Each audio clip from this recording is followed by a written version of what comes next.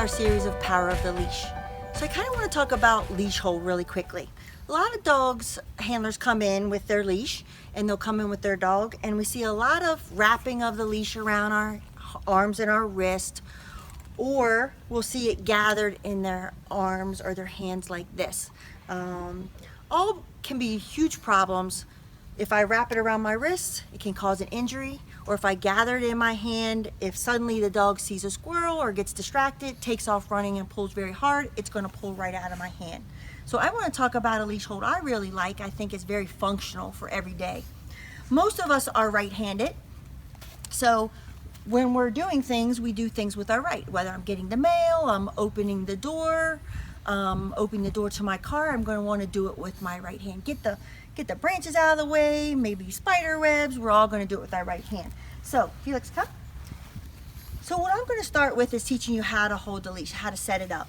So the first thing I'll do is I'll hold my left hand out and I'll take the loop of the leash and lay it over my thumb. If I turn my palm up to the sky, I'll collect the excess with my right hand and lay it over top of the index finger and right into the palm of my hand. So I'm basically doubling up. They're side by side, parallel with each other. I'll take the thumb that has the loop on it and I'll lock it down on the leash. Now I can lock this anywhere I want, at any length that I would want. And so if this is all I want to give Felix, this is where I put pressure on the line with my left thumb.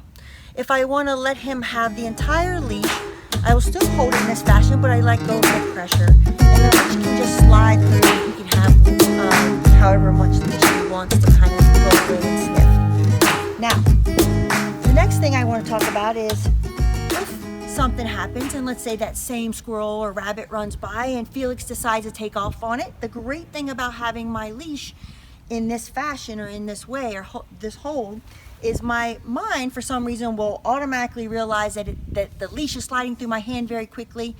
Your brain subconsciously will lock down on this leash.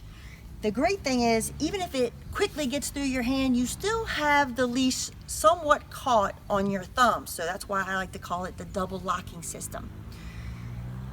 When I hold my leash in this fashion, it also lets me do some very complex moves, such as Felix, heel. So I can change hands very orderly and very neatly and still walk. And I can still walk with a loose line.